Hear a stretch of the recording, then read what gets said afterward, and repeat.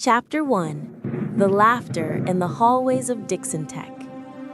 I was 55 when I realized silence had become both my shield and my burden. They all thought I was just the janitor, the man who pushed the cart, fixed the pipes, and stayed out of the way. But the night I heard our CEO hissing at the CFO to make $14 million disappear, everything changed.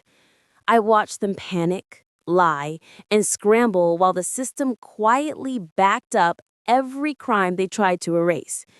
They never imagined the quiet old man in the hallway was once a senior engineer who knew exactly where their secrets lived.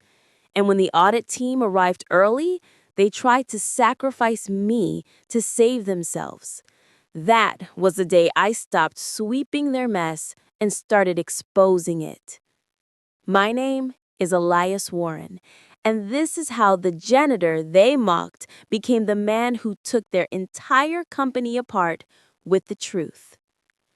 Every morning at Dixon Tech felt the same.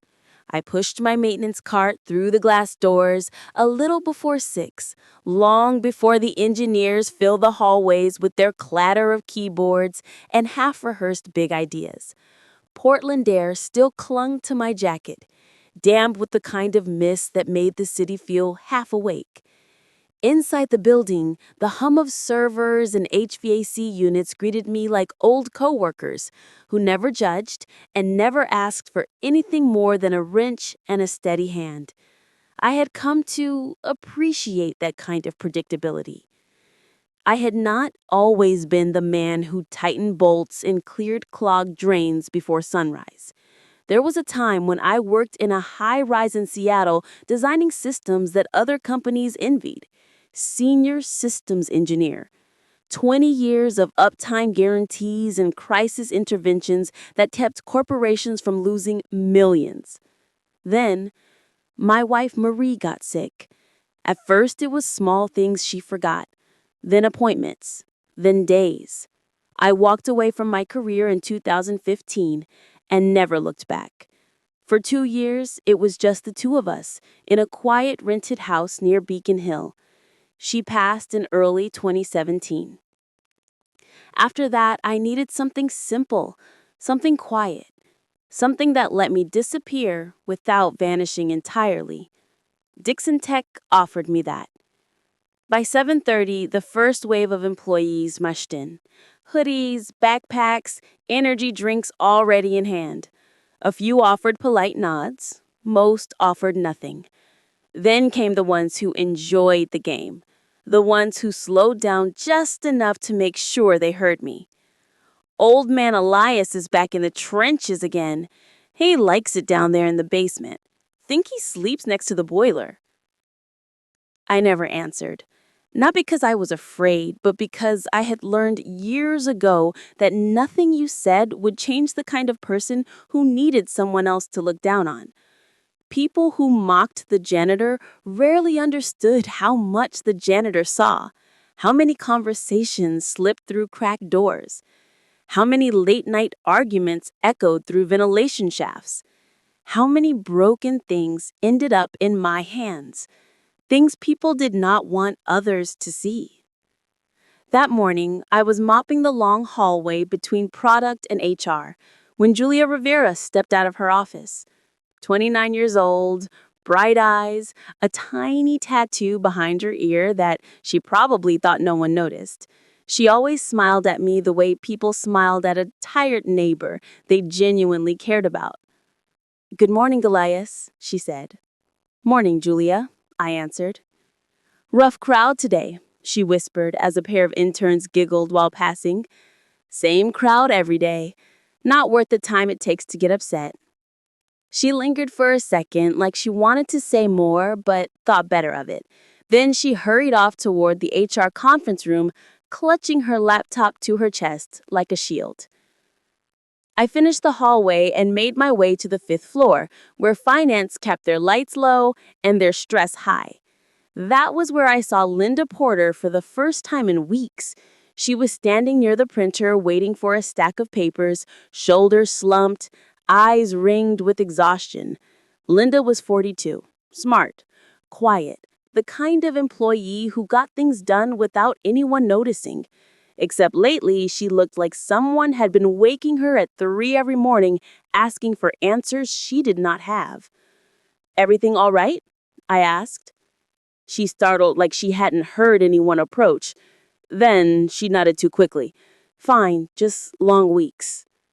She took the papers and hurried off, almost tripping over herself when she noticed Grant Walker and Mason Hale stepping out of a meeting room. The CEO and CFO moved like royalty in a small kingdom. Grant wore suits too sharp for a company that liked to pretend it was casual. Mason always looked like he was solving a math problem no one else had seen.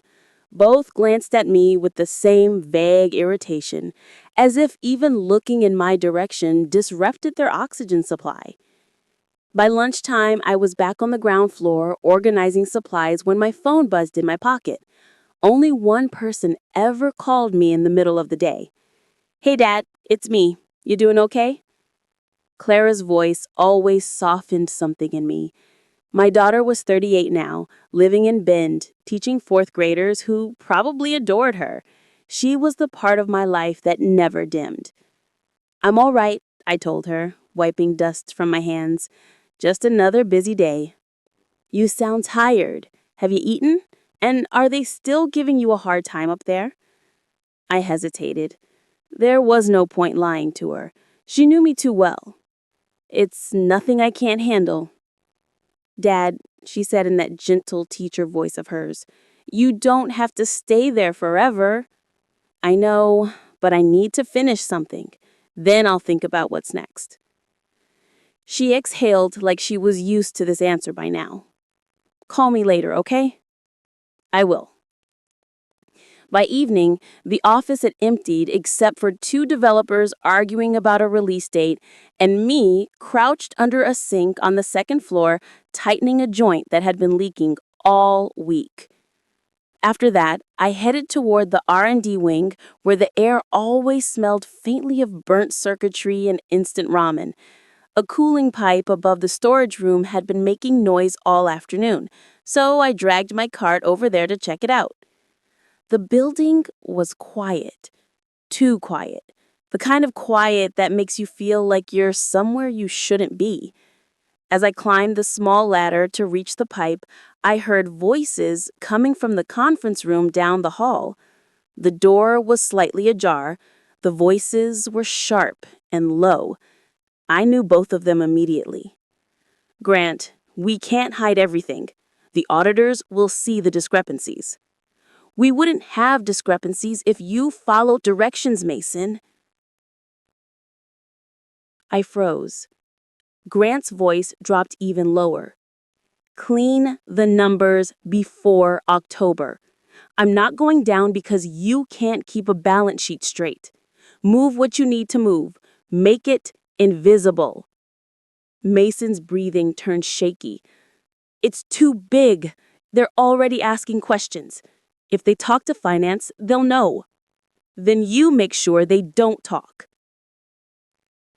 I stayed behind the open maintenance panel, barely breathing. I had overheard things before, little scraps of gossip, orchestration, but nothing like this. Nothing that smelled this dangerous. After I finished repairing the pipe with hands that were steadier than they should have been, years of crisis mode training never quite left me. I locked the panel, packed up my tools, and turned toward the hallway to leave. That was when I noticed something blinking on the monitor beside the network hub. A small notification alert pulsed in the corner of the screen. Auto backup completed at 19:04. The timestamp matched exactly when Grant had entered the server room 2 hours earlier. Something in the system, maybe a maintenance trigger or the fault I had fixed last week, had activated an automatic snapshot of email traffic and administrator logins. I leaned closer. I didn't open anything. I didn't touch a single file. I just understood what the blinking meant. A system that was supposed to hide whatever they had done had accidentally preserved it instead. I stepped back and let the screen go dark. On my way out, I pushed my cart through the dim hallway toward the elevator. The laughter of two interns echoed from somewhere near the break room, but it felt miles away. My footsteps sounded heavier than usual, like they carried a weight I didn't ask for. As the elevator doors closed, I whispered quietly to myself, "Trash always finds its way to the surface sooner or later." And for the first time in a very long while, I felt something shift deep inside me. Quiet, steady. I didn't know what would come next, but I knew something was no longer the same. Chapter 2. When Numbers Refuse to Lie. I walked out of the building that night with the same cart I always pushed and the same uniform I had worn for years, but something in my chest felt different. The next morning came earlier than usual. I barely slept. My mind kept drifting back to that blinking notification and the voices behind the conference room door. I kept telling myself it was none of my business, that I was a janitor now, not the man I used to be. But the truth was, I had never stopped being that man. I had only buried him because life demanded it. When I arrived at Dixon Tech, the sky was still dark over Portland. I unlocked the maintenance office, hung my jacket on the same hook Marie once embroidered for me, and sat down in the old metal chair that squeaked every time I leaned back. I stared at my hands for a long moment. They looked like the hands of a man who had spent years mopping floors, but they moved with the memory of thousands of hours spent configuring servers, building firewalls, stabilizing failing networks. 20 years of habit does not vanish because your job title changes. I turned on the small desk lamp and opened the maintenance ticket system for the day. A blinking red ticket flagged an issue with the backup line in the basement server closet. It was the same equipment I had been working near the night before. A cold ripple ran down my spine.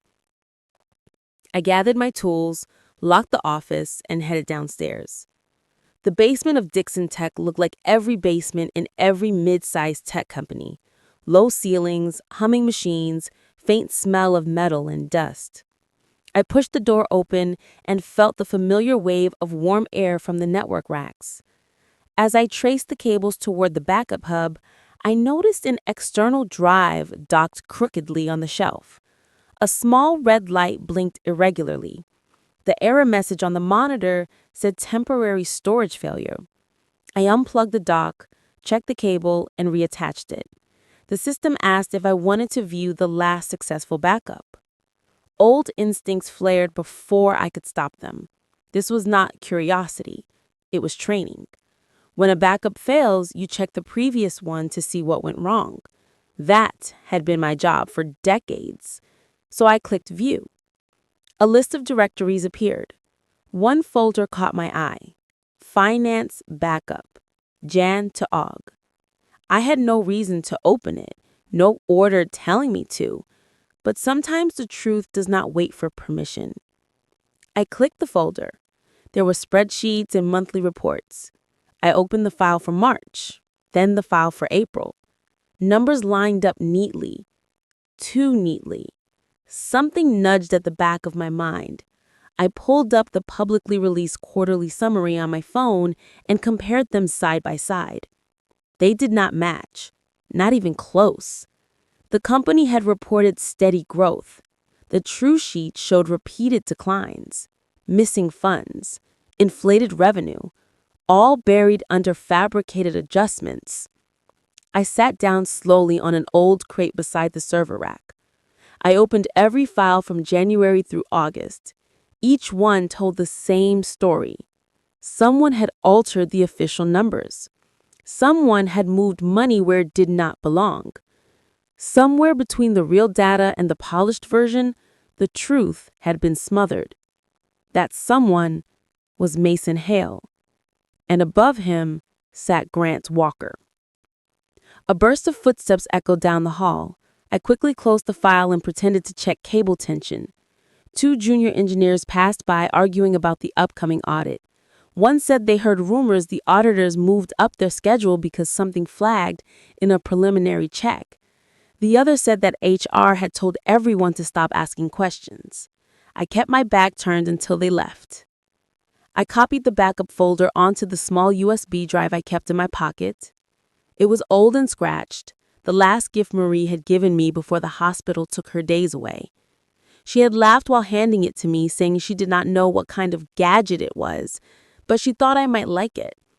I closed my hand around it now, feeling its worn edges, and slipped it back into my pocket. When I returned upstairs, the office was buzzing in a frantic way I had not seen before. People talked in low voices. Doors closed harder than usual. The tension spread through every corner like a storm, building pressure. I rolled my cart toward the break room where Julia stood by the counter, clutching her phone. "You okay, Julia?" I asked gently. She jumped a little and then exhaled. "No, not really. They called an emergency HR meeting this morning. They told us to stop asking questions about the audit. And they made me sign a confidentiality form. If I refuse, they can fire me." Her face flushed with worry. She looked younger in that moment, like a kid caught between fear and responsibility. "I wish I could tell you what to do," I said quietly. "But do not let them convince you that your voice does not matter." She blinked hard, like she was holding back tears. "Thank you, Elias, really." Before I could say more, Grant strode past us talking loudly on his phone. "Make sure every department is aligned. I do not want a single discrepancy showing up. Understand? That includes HR." He glanced at Julia with something close to a threat in his eyes. Then he walked away. The room fell silent. Julia excused herself and hurried off. I went about my work, but the numbers kept haunting me. The missing 14 million, the falsified entries, the kickbacks. I needed proof. I needed more than spreadsheets. If I confronted anyone now, they would crush me under their titles before I finished my first sentence. Near noon, I headed to the supply room to restock cleaning chemicals. While I lifted a box of wipes, I heard someone approaching. The steps were slow and careful. When I turned, Linda Porter was standing at the door. Her face was pale and tense. "Elias," she said softly, "do you have a minute?" I set the box down. "Of course. What is wrong?" She glanced over her shoulder and then walked inside, closing the door behind her with a shaky hand. She reached into her coat and pulled out a small cream envelope. "I need you to have this." She placed it in my cart. "Just be careful. Please." "Linda, what is this?" I asked. "I can't be part of whatever they're doing anymore. I don't want to lose my job, but I can't keep watching this. That's all I can say." Before I could ask anything else, she slipped back out the door and disappeared into the hallway. I waited until I was alone to open the envelope. 2 sheets of paper, printed bank statements from 2023 through 2025. Every line highlighted, every deposit from a contractor matching the amount missing from internal project budgets. $40,000 here, $80,000 there. A pattern repeated so many times it no longer looked like error. It looked like design. $420,000 in total, all wired to an account registered to Mason Hale. The weight of everything settled into my chest. I knew the scale of what I was holding. This was not bad management. It was fraud. It was a crime. For the rest of the afternoon, I kept my head down. I changed the light fixture on the 3rd floor, fixed a jammed door near product development, unclogged a sink in the 1st floor restroom. But the envelope in my pocket stayed with me, warm from the heat of my hand. When the building finally emptied out, I went to the maintenance office. I sat in the old squeaky chair and turned on the lamp. The yellow light cast long shadows on the workbench. I spread out the papers, the backup spreadsheets, and the small USB drive. For the first time, I saw all the pieces together. 14 million hidden under fake R&D adjustments. hundreds of thousands pocketed by Mason with Grant's approval, logs and emails that had been deleted but preserved by chance. I leaned back, closed my eyes, and let out a long breath. I had tried for years to stay invisible, to stay small, to let the world move on without me. Losing Marie had taken the wind out of me, and I had accepted a quiet life because it felt safer than fighting for anything again. But now the quiet I had built was cracking open. These people were stealing from their own employees. They were lying to their investors. They were hurting people like Linda who had given everything to keep this company alive. They were hurting people like Julia who worked hard only to be silenced. I opened my eyes. The lamp flickered faintly. I could hear the faint hum of the building settling at night. The same sound that had once comforted me now pressed against my ears like a warning. I was not a janitor holding a mop anymore. I was an engineer holding evidence. The weight of that truth sat heavy in my chest. What I did next would change everything. And I knew that once the first step was taken, there would be no going back. I gathered the papers, returned them to the envelope, and tucked them safely inside the locked drawer in my desk. Then I switched off the lamp. The room felt dim and golden. I sat in that silence for a moment, listening to the soft clicking of cooling pipes, and let the reality settle. The numbers no longer lied. I stood up, closed the maintenance office door behind me, and walked down the Chapter 3. The day everything crumbled. Sunlight had barely touched the skyline the next morning when the first wave of panic began rolling through Dixon Tech. I had just arrived, barely finished setting my cart beside the lobby janitor closet, when 2 black sedans pulled up outside. 3 people stepped out, all carrying laptops and slim black folders. They moved with the unmistakable precision of auditors who had not come for a courtesy visit. I watched them sign in at the front desk while the receptionist's face drained of color. Within minutes, word spread through the building like a cold draft. By the time I made my way toward the second floor, I could hear whispers from every corner. The auditors are here early. Why would they come in October? Something must be wrong. I kept walking, pretending not to listen. My heart thudded in my chest. I knew exactly why they were here. And judging by the way executives began pulling office doors shut with too much force, they knew it too. Grant Walker appeared near the conference room entrance, sweat already forming along his hairline. His voice cracked as he spoke to the lead auditor. "We were not expecting you until the 15th. We still have preliminary adjustments to run." The auditor replied calmly, "We require the original data, no adjustments. Please have your CFO bring it immediately." My stomach tightened. Mason Hale was standing behind Grant, pale as the paper he probably spent nights falsifying. He held a stack of folders so tightly his knuckles looked white. "I will need a moment," Mason stammered. "You have 10 minutes, the auditor said. Grant turned and caught sight of me in the hallway. His expressions shifted. Something sharp. Something desperate. But before I could move away, he barked at me. "Elias, get in here." I wheeled my cart aside and followed him into the main executive conference room. 12 department heads sat around the table, eyes tense, lips tight. Nobody spoke. Grant marched to the front of the room and pointed at me with a glare. "This man is the reason our data is out of sync. He has been mishandling maintenance access to the server backup closet. He corrupted files critical to our reporting." The room fell silent. I stood there with my hands clasped loosely in front of me. His words did not surprise me.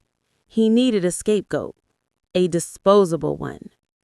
A janitor would do just fine.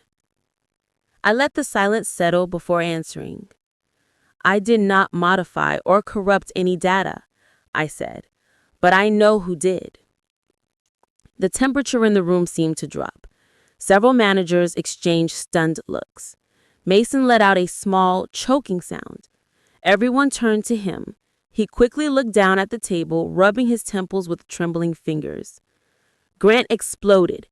You have no idea what you're talking about. You do not have access to anything that matters. I looked at him calmly. You asked your CFO to fix the numbers before October. I heard you.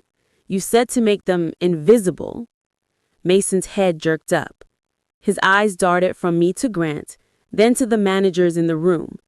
His face flushed red and then drained completely. That is a lie, he whispered. He misheard. That never happened.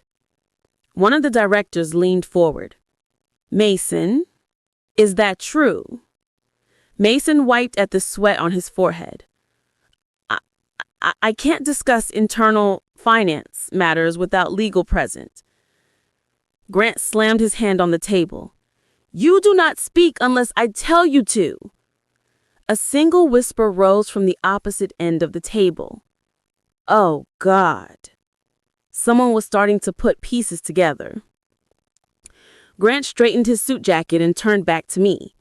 You are suspended effective immediately, he hissed. You sabotaged our systems, you created delays for the auditors, and you compromised this company's compliance. My voice stayed steady. I did none of those things. You will leave the building, he said sharply, now. Two department heads looked uncomfortable. One of them stood halfway as if unsure whether they were supposed to escort me out. I shook my head slightly at him. No need. I could walk myself. As I turned to leave, I passed Mason. His hands had begun to shake uncontrollably. He tried to hide it under the table, but everyone saw. A few stared openly. It was the kind of fear that was impossible to disguise. I walked out of the room feeling oddly hollow. I knew this moment would come, but knowing did not make it lighter. On the third floor, I found Julia standing outside the HR office with a stack of forms clutched to her chest. Her tears shimmered in her eyes. Elias, I'm so sorry, she whispered. They told me to fill out a disciplinary file on you. They said if I refused, they would make a problem of it. Her breath hitched and she looked down. I'm not strong enough to lose this job. I put a hand lightly on her shoulder.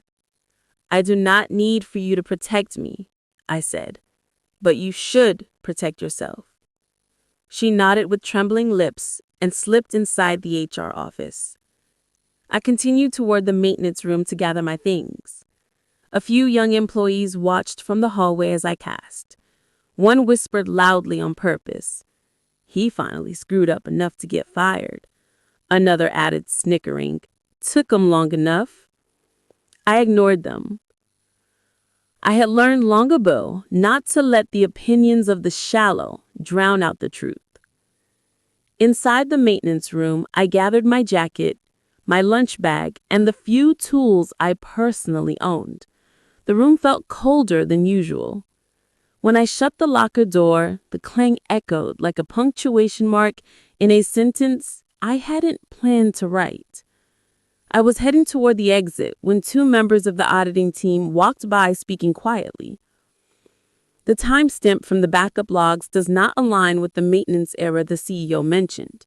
One said, the system captured an administrator login at 24/7 last month. Someone high-level accessed the server when they shouldn't have. My heart kicked against my ribs. They knew.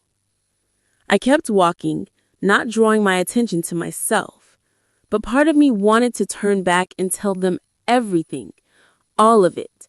Every number, every file, every piece of evidence sitting in my locked drawer at home. Not yet. Not like this.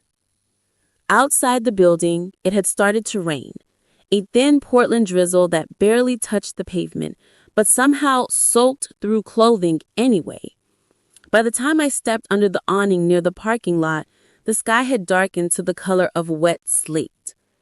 I set my bag down and looked up at the Dixon Tech sign glowing white against the mist. People passed behind me in a hurried blur. Some pretended not to see me. Some saw me too much. I felt tired, more tired than I had since Mary died. There was a time when this job had given me a sense of peace, a place to blend in, a place to breathe without being needed by anyone. But that peace had cracked, and now all I could hear was the truth, breathing on the other side of it, waiting.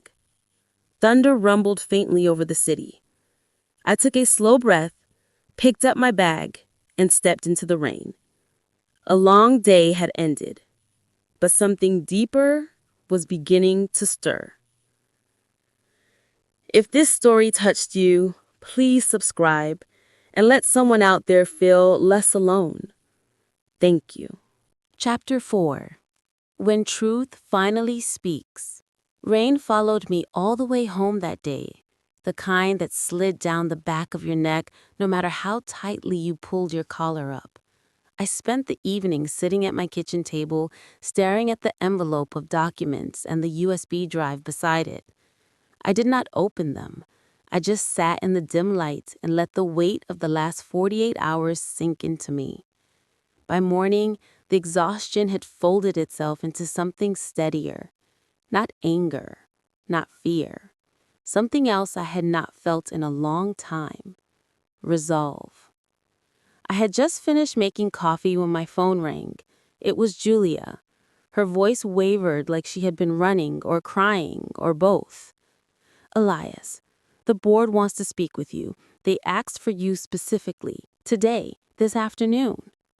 I held the phone to my ear for a moment before I answered. All right, I will be there. I am sorry for everything, she whispered. I tried to tell them you were not the problem. I know, Julia, I said. Do not worry. I hung up and looked at the papers again. Then I picked up the envelope, placed the USB inside my jacket, and stepped out into the cold Portland air. When I arrived at Dixon Tech, the lobby was quieter than usual. People watched me from behind monitors and half-closed office doors. Their eyes were sharp with curiosity, fear, or denial. No one said a word. I walked toward the elevator slowly, letting my breath find its rhythm. By the time I reached the 5th floor, the air itself felt charged. The boardroom doors were open. Inside sat Harriet Boom, the chairwoman, her silver hair pinned back neatly.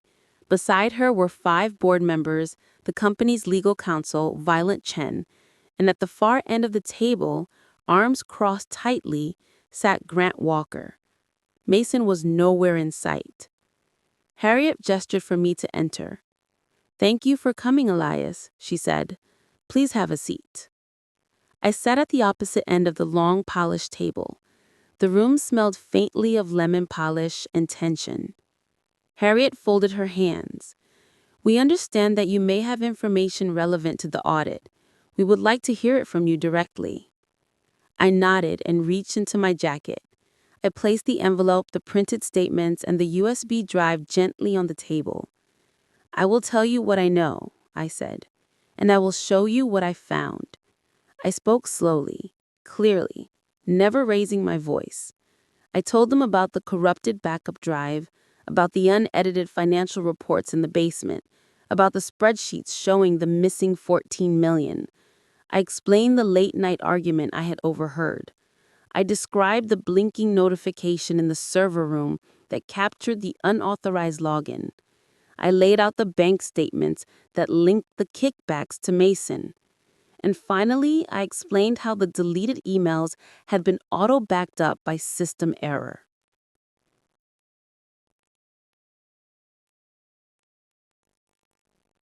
Once I explained how the deleted emails had been auto-backed up by system error.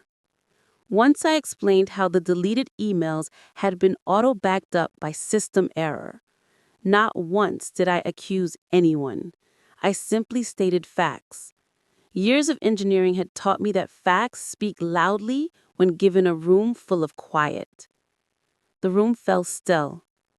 Grant pushed back in his chair, his face red. "This is absurd," his voice cracked. "He is lying. He hacked the system. He has always been odd. I should have reported him months ago." Violet raised one eyebrow and calmly adjusted her glasses. "Hacking requires privilege. He does not have administrator access.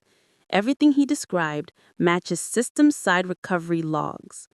What he accessed was created by our own errors." Grant stared at her, his jaw tightening. "He tampered with something," he snapped. "He must have." I shook my head. "I repaired a faulty collection. Nothing more." Harriet leaned slightly forward, her eyes fixed on Grant. "Then how do you explain the midnight login timestamp?" she asked. "I was checking server performance," Grant said quickly. "Routine." "Routine does not occur at midnight," Violet replied.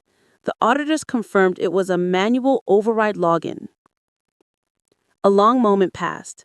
The door creaked open. Mason stepped in. His face was gray. His hands trembled. He took 2 hesitant steps toward the table, then collapsed into a chair. His chest rose and fell quickly. "Mason," Harriet said firmly, "is there something you wish to tell us?" He held his head in his hands. "I cannot do it anymore. I cannot keep pretending. It was me. I changed the reports. I moved the money. I did everything he asked me to do." His voice cracked. Tears fell down his face. "He said it was temporary. He said the numbers would fix themselves. I knew it was wrong. I knew it could ruin everything. But he kept pushing. He said I owed him. He said I had no choice." The last words dissolved into quiet sobbing. No one moved. Even Grant stopped speaking. His face contorted between outrage and fear. "You are unbelievable. You fold the moment someone confronts you. You are weak." Mason looked up at him with hollow eyes. "You told me to make it disappear, and I did. For years. I kept your company alive with lies." Harriet raised her hand to silence them both. She opened a folder in front of her, pulled out a piece of paper, and slid it across the table toward me. "Elias, we have something to discuss." I stared at the document. It was my original employment file, the one I had filled out when I applied for the janitor position 8 years earlier. My old certifications were listed in night rows, my degrees, my experience, my promotion records, everything about the engineer I used to be. "We knew who you were," Harriet said. "We kept this on file because it told us something important. You chose humility. You chose a quiet life. But you are not just our janitor. You are a man who understands systems better than almost anyone working here." I swallowed hard. I wasn't sure I could speak. Before I could try, the door opened again. A man in a navy suit entered, holding a leather folio. He looked around the room with calm authority. Harriet gestured toward him. "This is Daniel Mercer from Everline Capital. They've been in discussions with us regarding a major investment. Daniel has reviewed the audit flags. He requested to join this meeting." Daniel nodded at the board, then looked directly at me. "We have studied Dixon Tech's infrastructure and financial trajectory. It is clear that the company's survival depends on integrity at the operational core, someone who understands both the technical and human systems at play." He paused. "We would like you to step into a new role, Director of Internal Integrity Systems. You would oversee audit compliance, internal infrastructure, and truth verification protocols. We would also like to grant you 2.5% equity as a gesture of trust." My breath hitched. Director. equity. It felt surreal, like someone else's story had slipped into mine by mistake. Grant leapt to his feet. "This is insane. You are giving a janitor control over my company." Harriet met his outburst with a voice as sharp as ice. "It is no longer your company." The room went silent. "We are voting to remove you as CEO effective immediately, and we will be submitting all financial evidence to federal investigators. Violet will coordinate." Grant stared at all of them, face distorted with fury. Then he stormed out, slamming the door behind him. The echo lingered for several seconds. Harriet turned back to me. "The offer stands, but the choice is yours." For a moment, I felt the weight of every year since Marie died, every night spent alone, every hallway where people laughed at me, every morning I pretended silence was enough. But silence had reached its limit. "I will take the position," I said quietly, "but not for revenge. I want the truth to stand. That is all." Harriet nodded. "That is exactly what we hoped you would say." The meeting dissolved into procedural instructions and next steps, but I hardly heard any of it. When I finally stepped out of the boardroom, the corridors of Dixon Tech felt different. Not lighter, not yet, but clearer. I walked slowly toward the elevator. As the doors closed, I caught my reflection in the metal panel. Same jacket, same tired eyes. But the man staring back at me was no longer invisible. And for the first time in years, I felt ready for whatever waited on the other side of the next floor. If this story touched you, please subscribe and let someone out there feel less alone. Thank you. Chapter 5. The Day the Janitor Became the Owner. The elevator doors opened to the executive floor with a soft chime, and as I stepped out, it felt like the air itself had shifted. Not lighter, not brighter, just different. For years, I had walked these halls as if I did not belong in them. Head slightly lowered, body angled to move out of everyone's way. That morning, no one asked me to step aside. 3 days had passed since the board meeting. Everything had moved fast. Federal agents had walked Grant out of the building in handcuffs the following afternoon. Mason had surrendered hours later, shoulders shaking as he admitted his part to investigators. Everline Capital had wired the first portion of their $120 million restructuring package. And suddenly, Dixon Tech was a company trying to save itself instead of hiding behind numbers. When I stepped into the strategy conference room for my first week in the new role, half the room froze. Some stood, some whispered, all stared. Not with ridicule this time, with something closer to disbelief. I took my seat quietly at the end of the long table. The fabric of the chair felt different beneath me, firmer, more structured, unfamiliar but not unwelcoming. I folded my hands, nodded politely to the group, and waited. Harriet Boone entered a moment later. She smiled in that small, pointed way of someone who noticed everything but rarely said so. "Good morning, Mr. Warren," she said. Several department heads repeated the greeting. Some sounded awkward, like the words had caught on the way out of their throats. Others sounded sincere. A few could not look at me directly. The meeting began, the room filled with projections, recovery plans, and cost analyses. But I barely heard the specifics. What struck me was how no one raised their voice. No one mocked. No one dismissed a concern. The culture that had lived here months ago was already cracking apart. At one point, Juliet entered with a stack of reports. She hesitated before walking toward me. When she placed the papers on the table, her hands trembled. After the meeting, she caught me outside the conference room. "Elias, can I talk to you for a second?"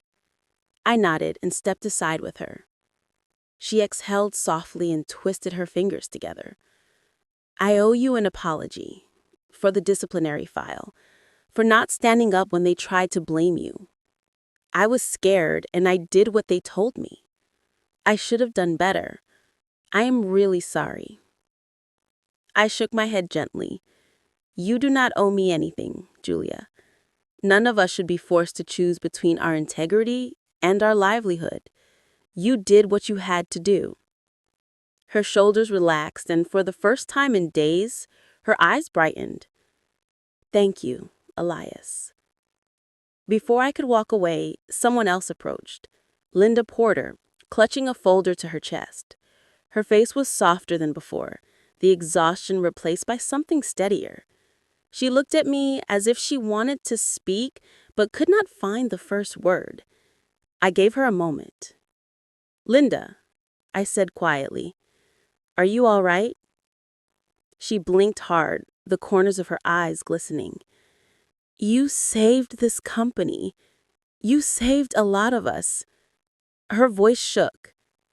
Thank you for standing up when the rest of us could not. I nodded, feeling a warmth settle in my chest. The truth does not need defenders. It only needs someone willing to hold it steady. She pressed her lips together, then stepped back, almost shyly, as if unsure how to stand in a world that finally felt a little safer. The rest of the week unfolded like a photograph developing slowly. Everywhere I walked, people greeted me with quiet respect. Some with nods, some with hesitant smiles. Some still held remnants of guilt in their eyes, the kind that lingered when they remembered the way they once laughed at me in hallways and elevators.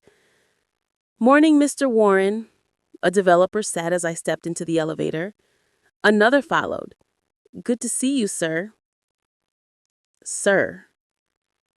A word I had not heard in years.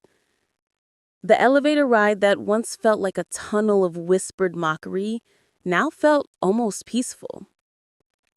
I spent each afternoon reading through reports, interviewing department heads, meeting with Everline's restructuring team. It was work I had not done in a long time, but it returned to me like muscle memory. Configuring honesty into a system required the same precision as configuring code. Start with the foundation, find the cracks, rebuild. On Friday evening, as I packed my notes into a folder, my phone buzzed. Clara's name appeared. I answered immediately. Dad, are you okay? I've been watching the news. They said 2 executives from your company were taken into custody. I'm all right, I said quietly. It has been a long few days. You did something incredible. I know you don't like attention, but I'm so proud of you. You did what was right even when it was hard. Mom would be proud too. Her words stopped me, cold. I closed my eyes, steadying my breath. I hope so, I said. Everything feels like it finally has a place again, like it's all clean. There was a long silence on the line. Not awkward, just full. I said goodbye and slipped my phone back into my pocket. The following Monday, the company gathered in the largest auditorium on the first floor. I stood off to the side with the other department heads. The room buzzed with anticipation. Harriet stepped up to the podium and raised a hand for quiet. Her voice carried with the ease of someone who had led for decades. We have gone through a difficult time, she said. But we have also discovered resilience where none of us expected it. And today, we honor the person who made that possible. She turned slightly and looked at me. A gesture so small and yet so full of meaning that I felt the breath catch in my throat. Elias Warren has accepted the position of Director of Internal Integrity Systems, and as a symbol of trust and gratitude, the board and our new partners at Everline Capital are granting him 2.5% ownership of Dixon Tech. The room rose in a wave of applause. People stood. Some clapped with both hands. Some clapped while wiping tears. Julia smiled at me from the front row. Linda pressed her hand to her chest. I felt the sound move through me, not as praise, but as acknowledgement, a kind of cleansing I never expected to feel again. After the applause faded, I stepped forward, partly because Harriet gestured, and partly because something inside me wanted to speak. I looked at the company, at the faces that once passed me in hallways without a second glance. I used to be called a janitor, and that was true. I cleaned floors, I fixed pipes, I swept hallways. I dealt with the things no one wanted to look at. Turns out, that's not so different from what I do now. I clean up what others leave behind. And sometimes that means clearing out more than dust. The room stayed completely still. I never wanted attention. I continued. I simply wanted this place to be honest. Honest to you, honest to itself. I paused, then added softly, and sometimes the quietest person in the room just happens to be the one standing closest to the truth. The silence that followed was not empty. It was full of what people finally understood. I stepped back from the podium, nodded to Harriet, and let the moment settle. As the meeting ended, people approached me, shook my hand, thanked me. I accepted their words with a calm that felt earned rather than borrowed. When I finally walked toward the exit, the sun outside had broken through the morning cloud cover, scattering gentle light across the lobby floor. I stood for a moment, letting it warm my face. I had once thought disappearing would protect me from the world, but stepping back into it with honesty as my only compass had done more than protect me. It had restored something I thought I had lost forever. And so, as this chapter of my life closed, all I could think was this. If you ever felt overlooked or unseen, if you have carried the weight of silence because you believed it was safer than speaking, remember that your worth is not defined by who notices you. It is defined by the truth you are willing to stand for. Thank you for staying with me through this story. Your presence matters. Your voice matters. And sometimes, the quiet ones change everything.